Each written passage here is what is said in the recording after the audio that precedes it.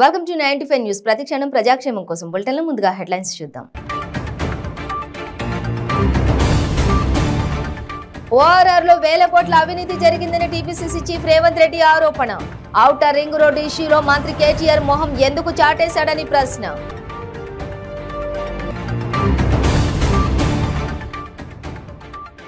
పొంగులేటి శ్రీనివాసరెడ్డి బీజేపీలోకి వస్తే స్వాగతిస్తామన్న బండి సంజయ్. పొంగులేటి వద్దకు ఈటెల రాజేందర్ వెళ్లారనే విషయం తనకు తెలియదని స్పష్టం.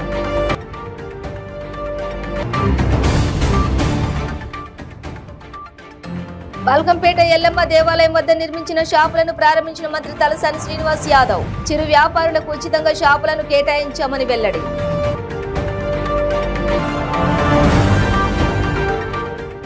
రంగారెడ్డి జిల్లా షాద్ నగర్ లో పాలమూరు అధ్యయన వేదిక ఆధ్వర్యంలో విలేకరుల సమావేశం. లక్ష్మీదేవిపల్లి రిజర్వాయర్ ఉన్నట్లా లేనట్లా అని ప్రశ్న. డీటెయిల్స్ చూస్తే ఔటర్ రింగ్ రోడ్ ఇష్యూలో మంత్రి కేటీఆర్ మొహం ఎందుకు చాటేశాడని కాంగ్రెస్ పార్టీ తెలంగాణ రాష్ట్ర అధ్యక్షులు రేవంత్ రెడ్డి ప్రశ్నించారు. ఆయన మౌనం వెనుక కారణాన్ని ప్రజలు తెలుసుకోవాలనుకుంటున్నట్లు చెప్పారు. ఓఆర్ఆర్లో వేల కోట్ల అవినీతి జరిగిందని మరోసారి ఆరోపించారు. ఈ విషయంలో కేటీఆర్ సమాధానం చెప్పకుండా అధికారితో వివరణ ఇప్పించారని మండిపడ్డారు. ఔటర్ రింగ్ రోడ్డు విషయంలో అధికారి అరవింద్ వివరణ సంతృప్తికరంగా లేదన్నారు. ఈ విషయానికి సంబంధించి కాగుకు ఫిర్యాదు చేస్తామని, అవసరమైతే కోర్టుకు వెళతామని చెప్పారు. కేంద్రం ఎలా అయితే ప్రభుత్వ రంగ సంస్థలను విక్రయిస్తుందో తెలంగాణ ప్రభుత్వం కూడా అలాగే వ్యవహరిస్తోందన్నారు. ఇందుకు ఓఆర్ఆర్ లీజు నిదర్శనమన్నారు. విశాఖ స్టీల్ ప్లాంట్ ను ప్రైవేటు పరం చేయవద్దని డిమాండ్ చేసిన కేసీఆర్ ఔటర్ ను ఎందుకు ప్రైవేటుగా ఇచ్చారో చెప్పాలని డిమాండ్ చేశారు. 6,000 ఎకరాల్లో ఉన్న ఔటర్ భూమి వాల్యూకు 65,000 కోట్ల నుండి 1,00,000 కోట్ల వరకు ఉంటుందన్నారు. ఓఆర్ఆర్ పై నివేదిక ఇచ్చిన సంస్థ బ్యాక్గ్రౌండ్ బాగాలేదన్నారు. ఈ సంస్థ చరిత్ర నేరమయమని అమెరికాలో విచారణ ఎదుర్కొంటోందన్నారు. ఓ సంస్థను ఎంపిక చేసుకున్నప్పుడు ఆ సంస్థ మూలాలు పరిశీలించాల్సిందని ఉందన్నారు. బేస్ ప్రైస్ నిర్ణయించకుండా ఎవరైనా టెండర్లను పిలుస్తారా అని ప్రశ్నించారు. ఇదే 30 ఏళ్లకు ఇక్కడ వచ్చే ఆదాయం బ్యాంకు కట్టేటట్టు బ్యాంకు నుంచి 15,000 కోట్ల రూపాయలు ప్రభుత్వానికి ఉన్న పలంగా 48 గంటలలో నేను ఇప్పిస్తాను, నేను ఓపెన్ ఆఫర్ ఇస్తున్నా. 7,388 కోట్ల రూపాయలకు ప్రైవేట్ సంస్థకు అమ్మకు, మొత్తం ఆస్తి నీ దగ్గరనే పెట్టుకో, నువ్వే మెయింటైన్ చేయి, దానిపైన వచ్చి ఆదాయాన్ని నువ్వే తీసుకో.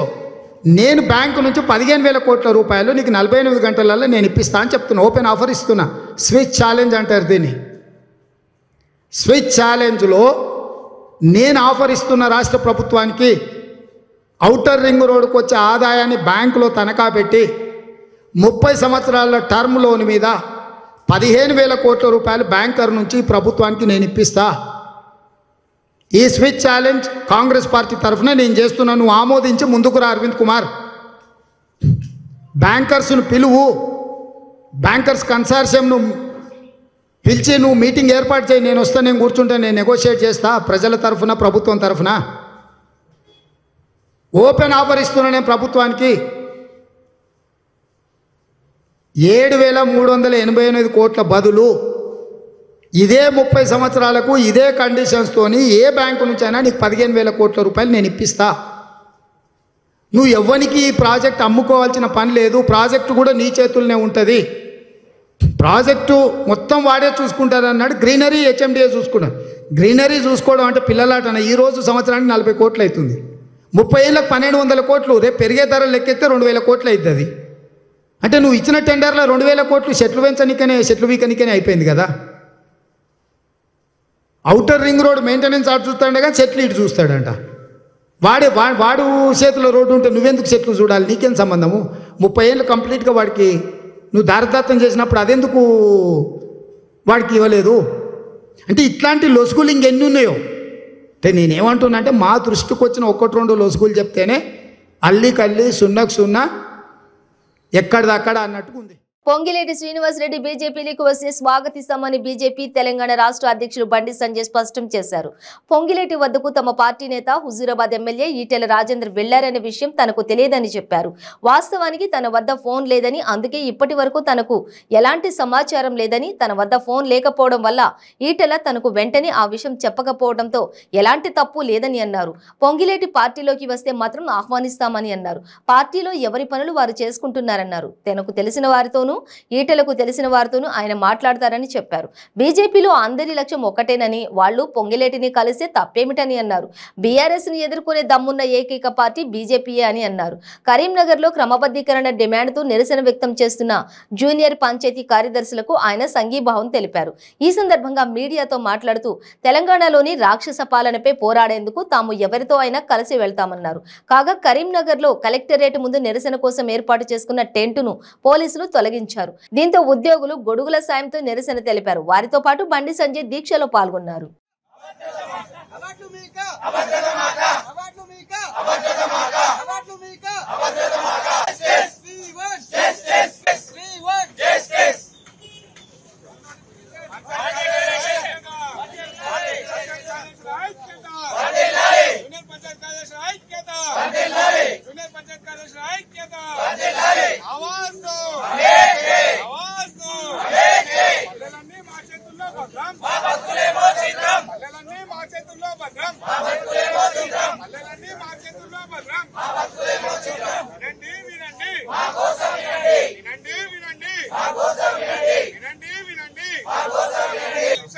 రోజు నుంచి ప్రభుత్వానికి అన్ని రకాల విజ్ఞప్తి చేసే ప్రయత్నం చేశారు.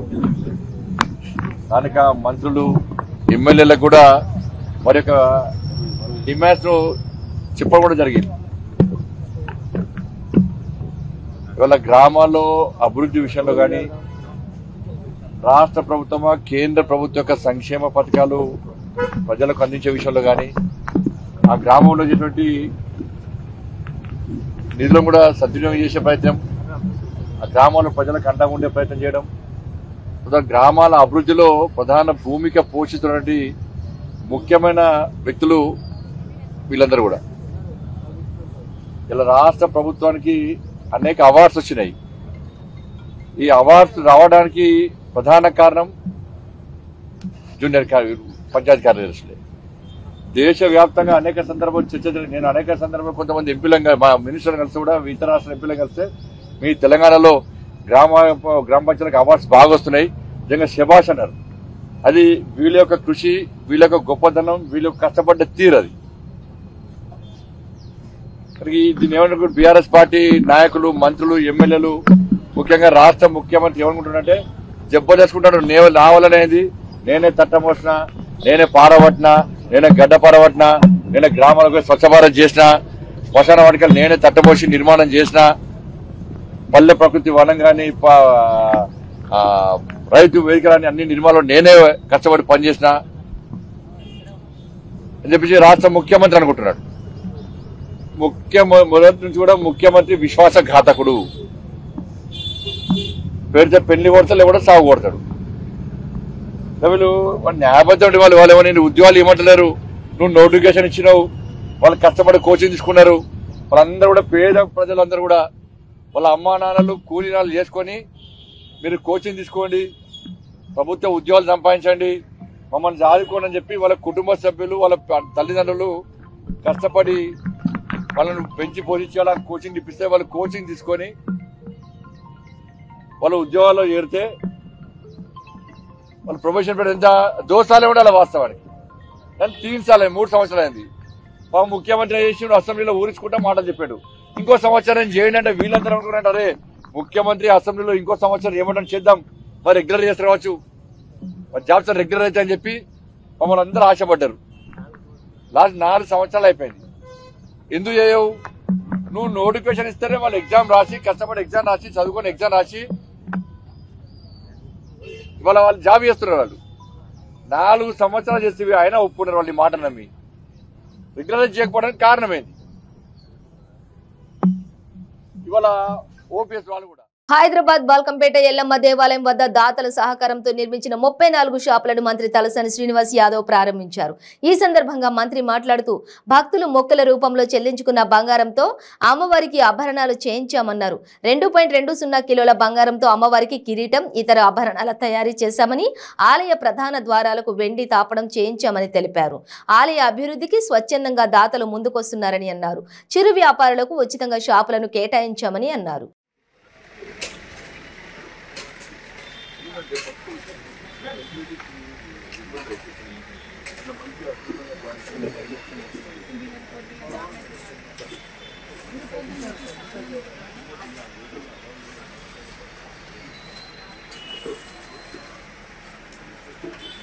ఇప్పుడు ఏంటంటే కనీసం తప్పులను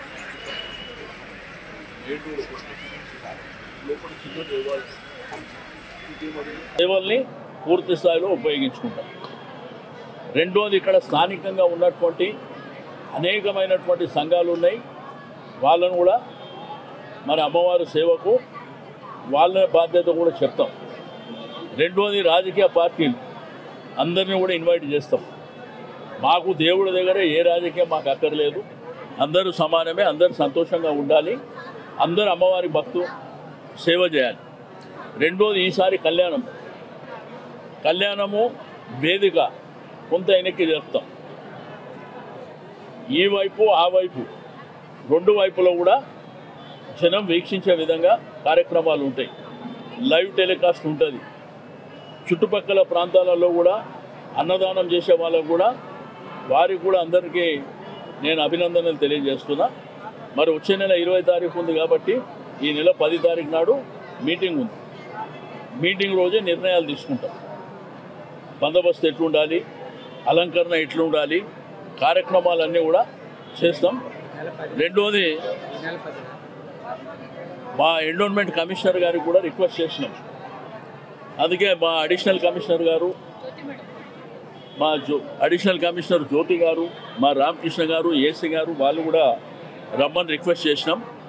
ఎందుకంటే అమ్మవారికి సంబంధించి అమ్మవారికి ఎవరైతే ముడుపులు చెల్లించారు, బంగారం రూపేనా, డబ్బు రూపేనా, వెండి రూపేనా ఇచ్చినరో తిరిగి అమ్మవారి దేవాలయానికే అవన్నీ వర్తించే విధంగా మరి వచ్చే భక్తులు వీక్షించే విధంగా చేపిస్తాం. డోనర్స్ ఇచ్చినటువంటి డోనర్స్తో చేస్తాము. ఎండోన్మెంట్ ద్వారా చేసేది ఎండోన్మెంట్ ద్వారా చేస్తాం.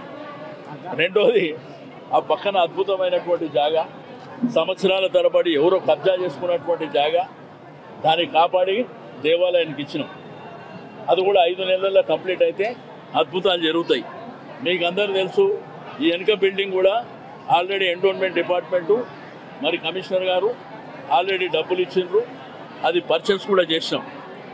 అంటే మా యొక్క ఆలోచనల్లా దేవుణ్ణి, ధర్మాన్ని నమ్మేటువంటి భక్తులకు వాళ్లకు సేవ నిరంతరంగా జరగాలి, వాళ్ళకి ఎటువంటి ఆటంకాలు జరగద్దు అనేటువంటి ఉద్దేశంతో ఇప్పుడు ఈ షాపులు కూడా ఇప్పుడు ఆ డోనర్స్ పేరన్నీ రాసినాం. రెండోది, 34 షాపులు 34 షాపులు కూడా ఏ రాజకీయ జోక్యం లేకుండా, ఎవరికి ఎక్స్ట్రా ఇవ్వకుండా, ఎవరైతే ఇక్కడ వ్యాపారం చేస్తారో వాళ్ళకే ఇచ్చినాం. నా జాగల వేరే వాళ్ళు ఉంటే సగం ఇస్తుంటే సగం అమ్ముకుంటుండే. వరంగల్ జిల్లా నెక్కొండ రెడ్లవాడ పిఎస్సిఎస్ పరిధిలో వరి ధాన్యం కొనుగోలు కేంద్రాన్ని ఎమ్మెల్యే పెద్ది సుదర్శన్ రెడ్డి ప్రారంభించారు. ఈ సందర్భంగా ఎమ్మెల్యే మాట్లాడుతూ రైతులు ఎవ్వరూ ఆందోళన చెందవద్దని సూచించారు. కొనుగోలు కేంద్రం వద్ద రాష్ట్ర ప్రభుత్వం నిర్ణయించిన మద్దతు ధరకే రైతులు వారి ధాన్యాన్ని అమ్ముకోవాలని అన్నారు. వడ్లు ఏ గ్రేడ్ ధాన్యం 2060, కామన్ గ్రేడ్ ధాన్యం 2040 ధరలకు ప్రభుత్వం కొనుగోలు చేస్తుందన్నారు. ఓకేనా? Okay sir.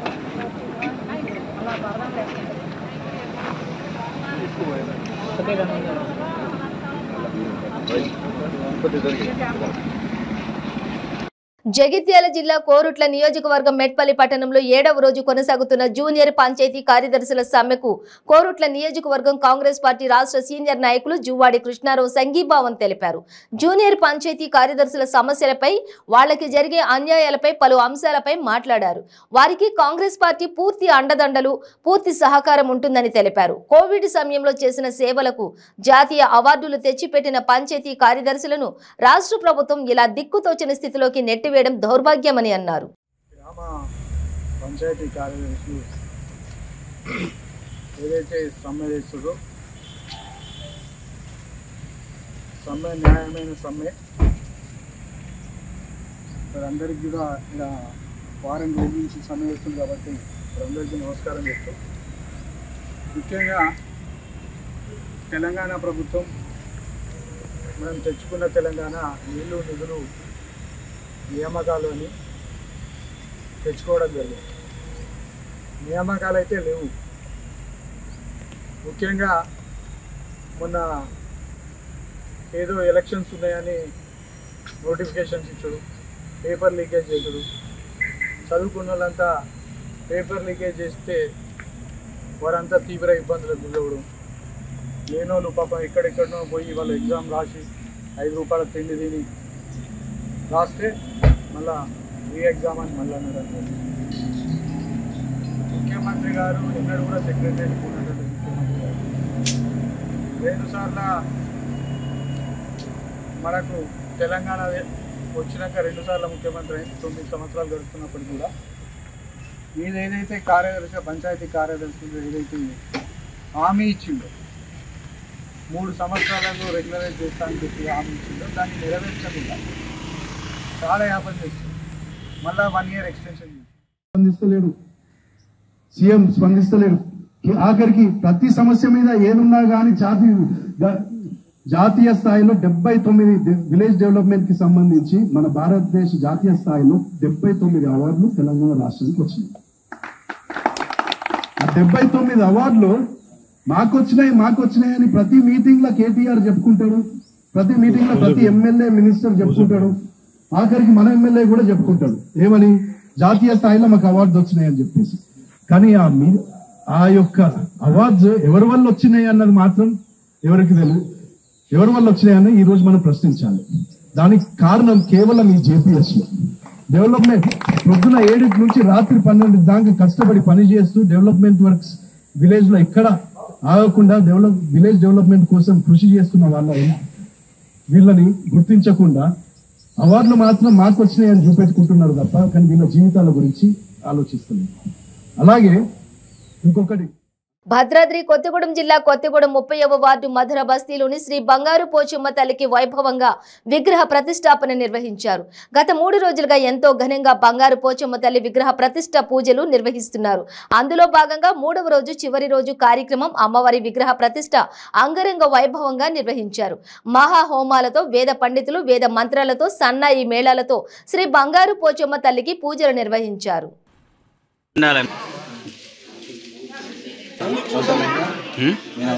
మీరు ఉండాలి.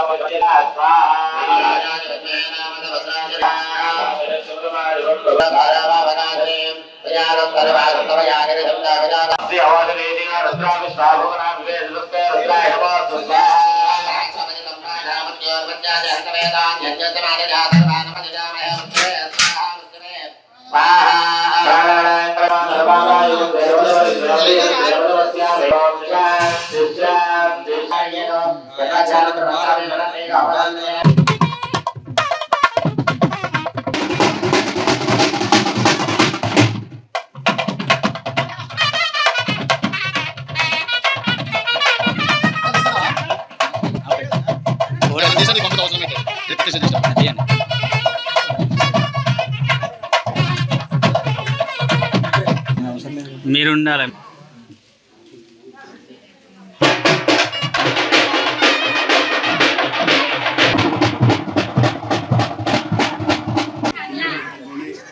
ఈ ప్రాంత వచ్చి వాళ్ళ ఆధ్వర్యంలో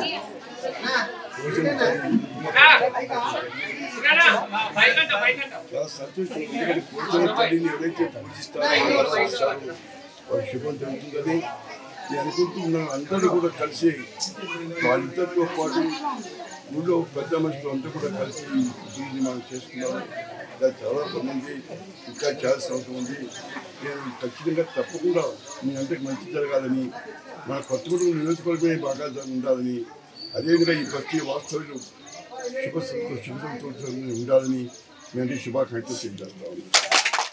వికారాబాద్ జిల్లా పూడూరు మండలం రాకంచెర్ల గ్రామంలోని చీమలు తొలిచిన స్వయంభూ శ్రీ యోగానంద లక్ష్మీ నరసింహస్వామి జాతర మహోత్సవాలు ఘనంగా జరుగుతున్నాయని సర్పంచ్ కమ్లీబాయి పెంటయ్య తెలిపారు. ఈ సందర్భంగా సర్పంచ్ కమ్లీబాయి పెంటయ్య మాట్లాడుతూ ఈ జాతర మహోత్సవాల్లో భాగంగా రథోత్సవం అంగరంగ వైభవంగా జరుగుతుందని, పూల హారతి, పువ్వుల వర్షంతో కన్నుల పండుగగా జరపడం జరుగుతుందని తెలిపారు.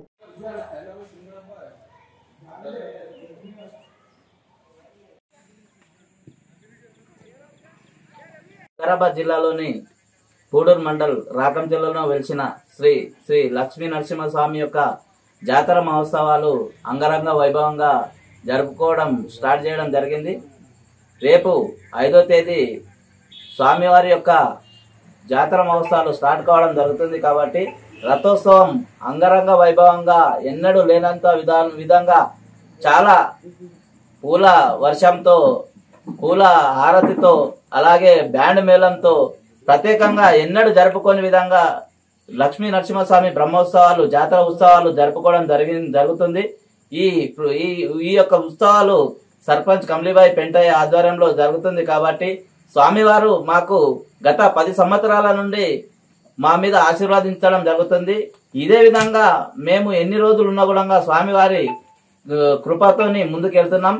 అదేవిధంగా ఈ స్వామివారు స్వయంభూ కాబట్టి, చీమలు తొలిచినాయి కాబట్టి, గత 500 ఏళ్ల క్రితం నాటి దేవాలయం కాబట్టి ఈ పరిగి నియోజకవర్గంలో ఉన్న ప్రజలు, నాయకులు, యువకులు అందరూ స్వామివారిని దర్శించుకొని స్వామివారి కృప పొందాలని, అదేవిధంగా స్వామివారు కోరుకున్న విధంగా మాకైతే కొంగు బంగారంగా భగవంతుడు కృప వల్ల మేము మంచి స్థానంలో ఉన్నాం. భగవంతుని దయ వల్లనే మేము మంచిగా ఈ స్థానంలో ఉన్నాం. కాబట్టి మాకు తోచిన విధంగా జాతరని ఇంకా అంగరంగ వైభవంగా జరుపుకునే విధంగా ముందుకు తీసుకెళ్తాం. ప్రత్యేకంగా కేరళ బ్యాండ్ తెప్పించి స్వామివారి ఊరేగింపులో ప్రత్యేకంగా ఒక భాగంగా తెలుపుకునే విధంగా వాళ్ళు ప్రత్యేకంగా ఆకర్షణగా నిలవబోతుంది. కాబట్టి తమందరూ వచ్చి దర్శనం చేసుకొని జాతరను తిలకించగలరని మనం. కేఈ కృష్ణమూర్తి 8 సార్లు ఎమ్మెల్యేగా గెలిచిన సొంత ఊరికి మంచినీటి కుళాయిలు తెచ్చుకోలేదని ఏపీ ఆర్థిక శాఖ మంత్రి బుగ్గన రాజేంద్రనాథ్ అన్నారు. కర్నూలు జిల్లాలో జరిగిన కార్యక్రమంలో పాల్గొన్న మంత్రి బుగ్గన టీడీపీ నాయకులపై విమర్శలు గుప్పించారు. అధికారంలో ఉన్నప్పుడు ప్రజల అవసరాలు మర్చిపోయిన నాయకులు ఇప్పుడు మాట్లాడడం సిగ్గుచేటని అన్నారు. అభివృద్ధిని చూసి ఓర్వలేక ఇటువంటి దిగజారుడు ప్రకటనలు చేస్తున్నారని ఆయన ధ్వజమెత్తారు. మీకు బిల్డింగులు కట్టడానికి ఎవరన్నా అడ్డం వచ్చినారు? ఎవరు అడ్డం వచ్చినారండి? ఒక ఆయన చూస్తే వాళ్ళ నాయన 8 సార్లు ఎమ్మెల్యే అవుతాడు, వాళ్ళ ఊర్లో ఒక ఊరికి కూడా కుళాయి లేదు, మనల్ని అడుగుతాడు నువ్వు ఏం చేసినావని. ఒక ఆయన చూస్తే సారాయి కేసులో 3 నెలల లోపల ఉంటాడు, దొంగ మైనింగ్ చేస్తాడు, ఆయన చెప్తాడు మనకు రియల్ ఎస్టేట్ మాఫియా అంట. ఇది బొంబాయి నగరం అయినట్లు ఏం మాట్లాడేటప్పుడు కూడా ఎంత అన్యాయమైన మాట. అయితే మనిషి ఒకనొకప్పుడు దొంగ సారాయి చేసి సెంట్రల్ జైల్లో ఉన్న మాట వాస్తవంగా కాదని చెప్పి నేను అడుగుతా ఉన్నా. ఎన్ని 2 నెలలు 3 నెలలు ఎందుకు?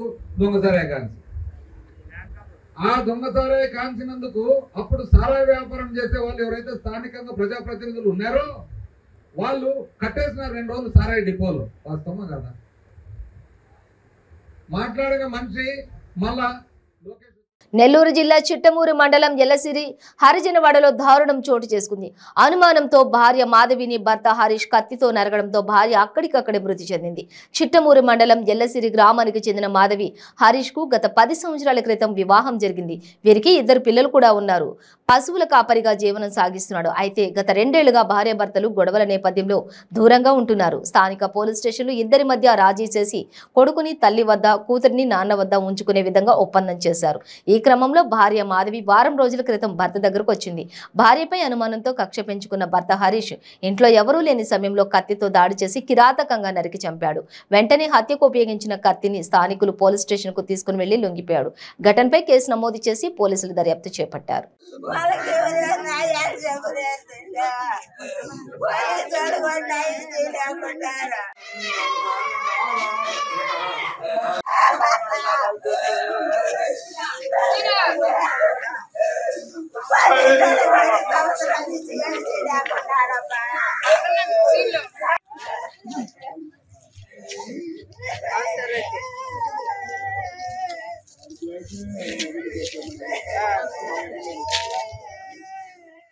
రాజోలు రైతులతో కలిసి జనసేన నాయకుడు బొంతు రాజేశ్వరరావు ఆధ్వర్యంలో నిరసన కార్యక్రమం చేపట్టారు. తొలుత రాజోలు గాంధీ సెంటర్ నుంచి ర్యాలీగా బయలుదేరి రాజోలు తహసీల్దార్ ముక్తేశ్వరరావుకి వినతి పత్రం అందజేశారు.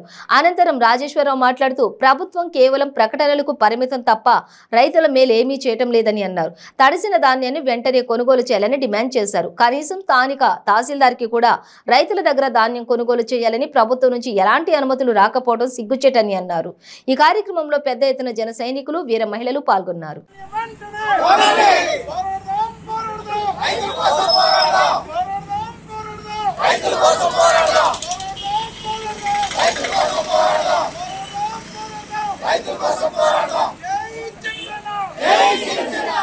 ఎక్కడన్నా లింక్ అయిపోయిందంటే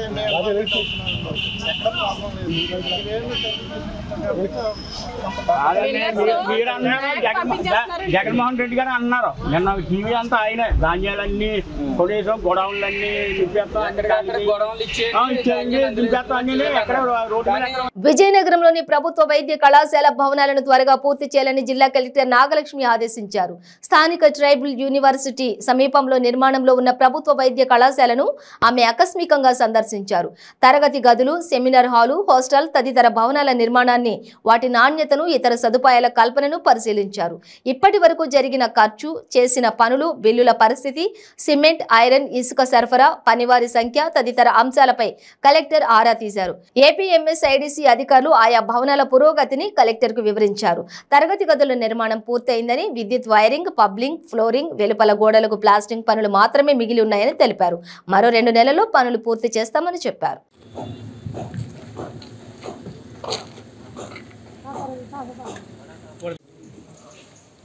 మేము ఏం చేయండి ఫస్ట్ అలా తను ఏం పని చేసినట్లయితే ఏం అనిపించట్లేదు అన్ని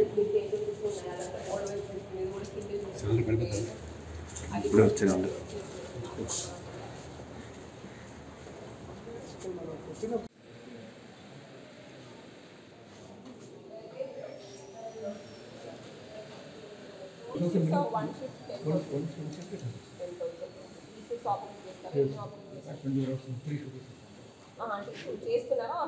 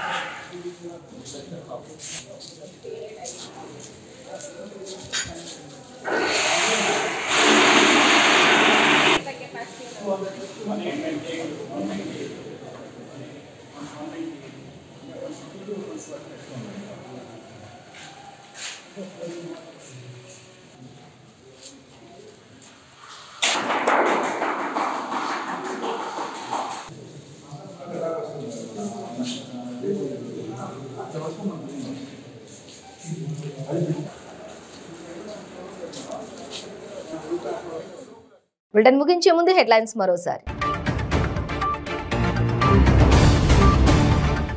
ఓఆర్ఆర్లో వేల కోట్ల అవినీతి జరిగిందని టీపీసీసీ చీఫ్ రేవంత్ రెడ్డి ఆరోపణ. ఔటర్ రింగ్ రోడ్ ఇష్యూలో మంత్రి కేటీఆర్ మొహం ఎందుకు చాటేశాడని ప్రశ్న.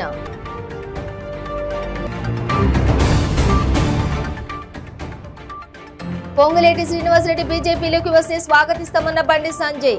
పొంగులేటి వద్దకు ఈటెల రాజేందర్ వెళ్లారనే విషయం తనకు తెలియదని స్పష్టం.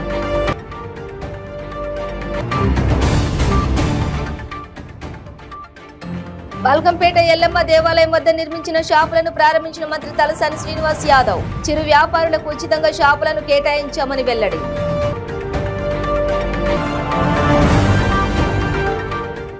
రంగారెడ్డి జిల్లా షాద్ నగర్ లో పాలమూరు అధ్యయన వేదిక ఆధ్వర్యంలో విలేకరుల సమావేశం.